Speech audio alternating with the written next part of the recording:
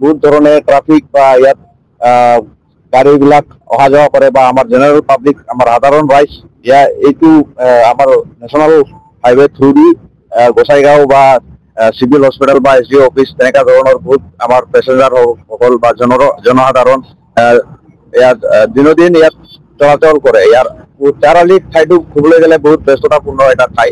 তো আমি যোনটো 25 তাৰিখৰ যোনটো ঘটনা হৈছে সঁচাকৈ দুৰ্ভাগ্যজনক এটা ঘটনা, বৰ মৰ্মান্তিক ঘটনা।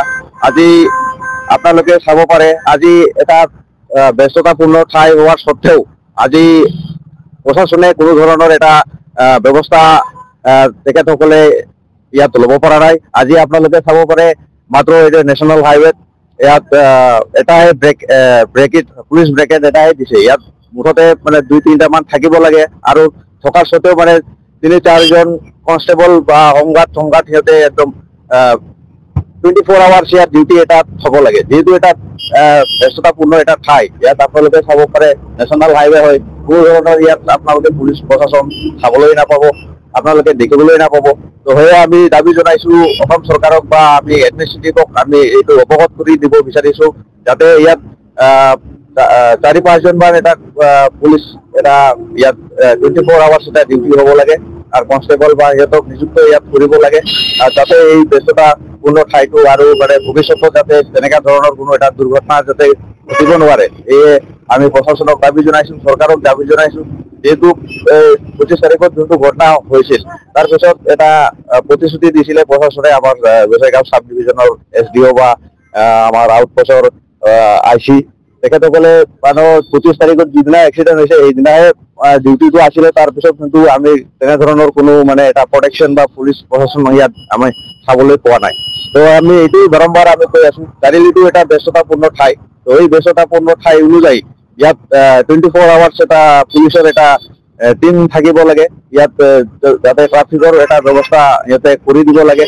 আজি আপোনালোকে যদি চাই আমাৰ চেকপোষ্টত ইয়াত 12-20জনকৈ মানে পুলিচ কনষ্টেবল তাত থাকে, কিন্তু আমাৰ ইয়াত চাৰিআলিত ইয়াত কোনো ধৰণৰ এনেকুৱা পুলিচ প্ৰশাসনৰ আজিলৈকে আমি চাবলৈ পৰা নাই, যাৰ কাৰণে এটা দুৰ্ঘটনা ঘটি আছে আৰু পৰৱৰ্তীতেও দুৰ্ঘটনা ঘটিব। তেনেকুৱা ধৰণৰ কোনো যদি প্ৰটেকশ্যন প্ৰশাসনৰ পৰা দিব নোৱাৰে, যোনটো গুৰু দায়িত্ব পুলিচ প্ৰশাসনে পালন কৰিব লাগে, এইটো আমাৰ জেনেৰেল পাব্লিকক সহায় সহযোগিতা কৰি ট্ৰাফিকৰ মাজত কেনেকৈ আমি গাড়ীবিলাক অলপ স্পীড যোনটো গতি বেগত গাড়ীবিলাক আহে, এই গতিটো অলপ নিয়ন্ত্ৰণ কৰি যাতে আমাৰ জেনেৰেল মানুহক বা আমাৰ জনসাধাৰণক সুৰক্ষিত কৰিব পাৰে, সেয়ে মই আমি অধৰ অসম আদিবাসী ছাত্ৰ সংস্থা পৰা আমি দাবী জনাইছোঁ।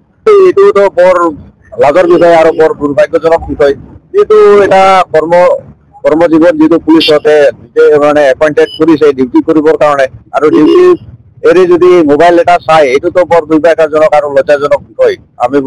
আমি অধৰ অসম আদিবাসী ছাত্ৰ সংস্থাৰ তৰফৰ পৰা আমি এইটো ক'ব বিচাৰিছোঁ, আৰু আমি এইটো অৱগত কৰি দিব বিচাৰিছোঁ যাতে অধৰ অসম আদিবাসী ছাত্ৰ সংস্থাৰ পৰা যে যোনটো আউটপোষ্ট আজি আছে, আমাৰ ওচৰতে আউটপোষ্ট আছে ইয়াত, কিন্তু আমি আগতেও ক'লো এটা ব্যস্ততাপূৰ্ণ ঠাই যিহেতু চাৰিআলি, তো এই অনুযায়ী পুলিচ প্ৰশাসন ইয়াত ডিউটি থাকিব লাগে আৰু ট্ৰাফিকবিলাক কণ্ট্ৰল কৰিব লাগে।